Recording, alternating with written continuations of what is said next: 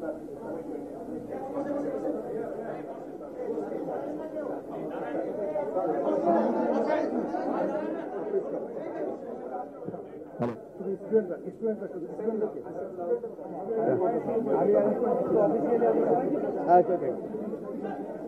আসো সবাই আসো আসো আসো আসো আসো সবাই।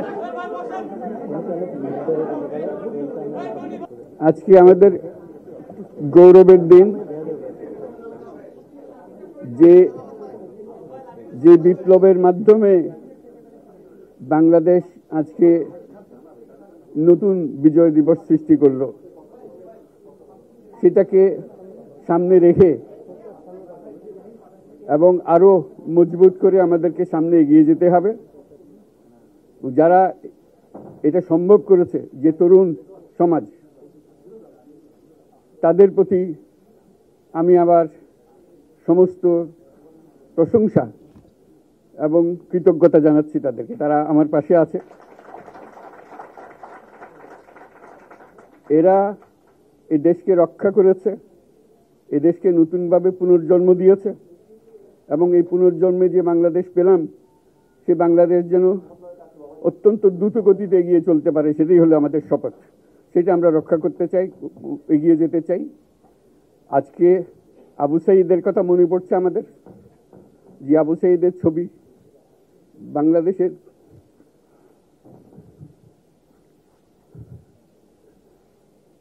প্রতিটি মানুষের মনে গেঁথে আছে, এটা কেউ বলতে পারবে না। কি অবিশ্বাস্য একটা সাহসী যুবক, বন্দুকের সামনে দাঁড়িয়ে আছে, এবং তারপরে থেকে কোনো যুবক, কোনো যুবতী আর হার মানে নাই, সামনে গিয়ে আছে এবং বলছে যত গুলি মারো, মারতে পারো, আমরা আছি। তো যার কারণে এটা সারা বাংলাদেশ জুড়ে এই আন্দোলন ছড়িয়ে গেছে, এবং যার কারণে বাংলাদেশ এই দ্বিতীয়বার স্বাধীনতা অর্জন করল। এই স্বাধীনতাটা আমাদেরকে রক্ষা করতেই হবে। শুধু রক্ষা করা নয়, এই স্বাধীনতার সুফল প্রতিটি মানুষের ঘরে পৌঁছাতে হবে, তা না হলে এই স্বাধীনতার কোনো দাম নাই। এই স্বাধীনতাটাকে পৌঁছানো হলে আমাদের শপথ, আমাদের প্রতিজ্ঞা, যে আমাদেরকে এটা করতে হবে, ঘরে ঘরে পৌঁছাতে হবে। মানুষ যেন জানে যে বাংলাদেশ স্বাধীন হওয়ার অর্থ হলো তার নিজের পরিবর্তন, ব্যক্তির পরিবর্তন, সুযোগের পরিবর্তন, তার ছেলে মেয়ের ভবিষ্যতের পরিবর্তন। এটা যেন প্রত্যেকে বুঝে নেয়, এবং আজকের তরুণ সমাজকে বোঝানো যে এই দেশ এটা তোমাদের হাতে, তোমরা এটাকে তোমাদের মনের মতো করে গড়ে তুলবে। তোমরা যেভাবে স্বাধীন করতে পেরেছো, তোমরা এটাকে তোমাদের মনের মতো করে গড়তেও পারবে, এবং তোমাদের দেখে সারা দুনিয়া শিখবে কিভাবে একটা দেশ, একটা তরুণ সমাজ গ্রহণ করতে পারে এবং তাকে পাল্টে ফেলতে পারে।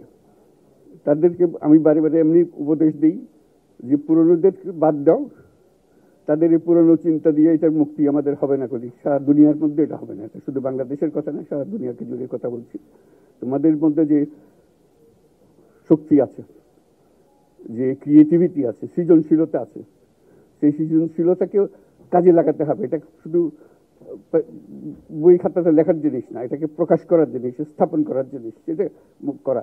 এটা আমরা এই আজকে আমাদের পুরো কাজটা হলো, দায়িত্বটা হলো, তারা যেটা অর্জন করে নিয়ে এসছে, এখন তাদেরকে দিয়ে এটাকে করিয়ে দেওয়া, আমাদের সমস্ত কাঠামোগুলো পরিষ্কার করে দেওয়া। সরকার বলে একটা জিনিস আছে, কিন্তু মানুষের কোনো আস্থা নেই।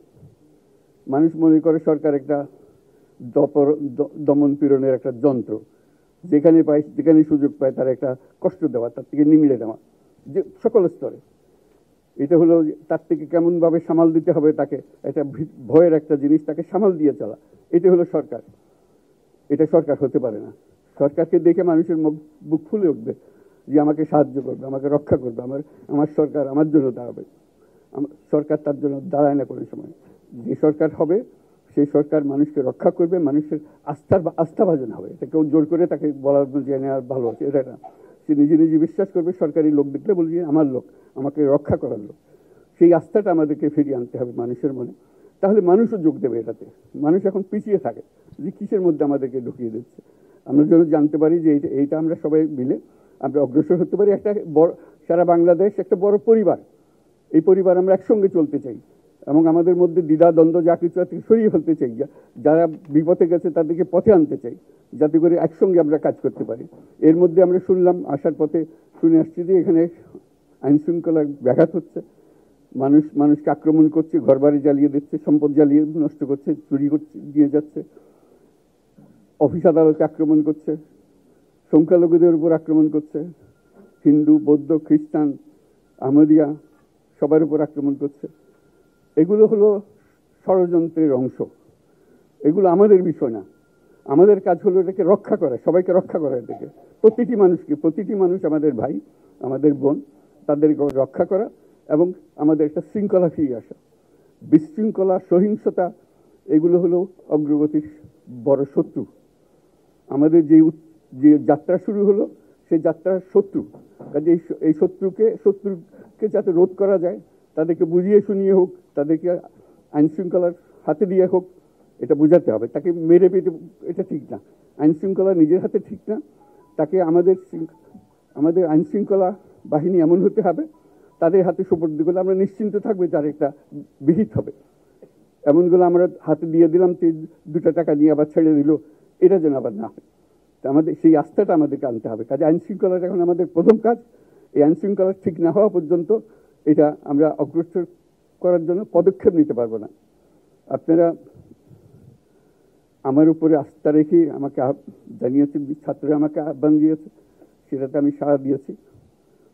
দেশবাসীর কাছে আমার আবেদন, আপনারা যদি আমার উপরে বিশ্বাস রাখেন, আমার উপরে ভরসা রাখেন, তাহলে নিশ্চিত করেন যে দেশে কোনো জায়গায় কারো উপরে হামলা হবে না। এটা আমাদের প্রথম দায়িত্ব। এটা যদি আমি করতে না পারি, এটা আমার কথা যদি না শোনেন আপনারা, তাহলে আমার প্রয়োজন এখানে নাই। আমাকে বিদায় দেন, আমি আমার কাজে থাকি, সেখানে আমি ব্যস্ত থাকি। যদি আমাকে প্রয়োজন মনে করেন, তাহলে আমাকে প্রয়োজন মনে করলে আপনাদেরকে দেখাতে হবে যে আমার কথা আপনারা শোনেন।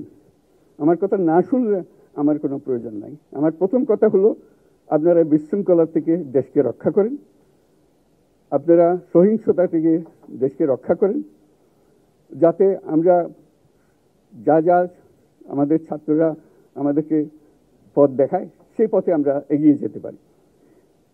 এটা একটা খুব সুন্দর দেশ হতে পারে, বাংলাদেশ একটা খুব সুন্দর দেশের সম্ভাবনাময় দেশ। কাজে এই সম্ভাবনাগুলোকে আমরা নষ্ট করে দিয়েছি। এখন আবার সেই বীজতলা আবার তৈরি করতে হবে, আবার আমাদেরকে জেগে উঠতে হবে। তারাই এই বীজতলা তৈরি করবে, তাদের হাত দিয়েই হবে, এবং তাদের দিকে আমরা তাকাবো এবং আমরা তাদের নির্দেশ মতে আমরা অগ্রসর হব।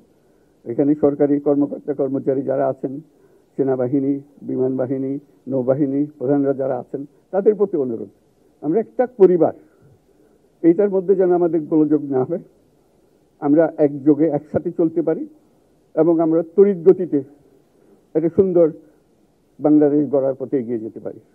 সেটাই আমার কামনা। আপনাদের সবার কাছে আবেদন, আমাদেরকে সেই সুযোগ দেন, আমরা সেই পথে আমরা যেন অগ্রসর নিজে প্রশান্তি পাই। পৃথিবীর সবাই আগ্রহ করে তাকিয়ে আছে আমাদের দিকে।